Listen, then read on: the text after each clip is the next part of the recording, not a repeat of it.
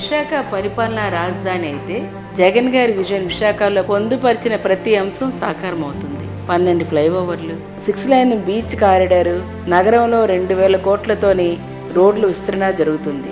విశాఖకు international image తీసుకొచ్చేలా అత్యాధునిక stadium, 24 గంటల మంచినీటి పథకం, మురుగునీటి వ్యవస్థ, పార్కులు, చెరువులు అభివృద్ధితో పాటు నగర బ్యూటిఫికేషన్ జరుగుతుంది.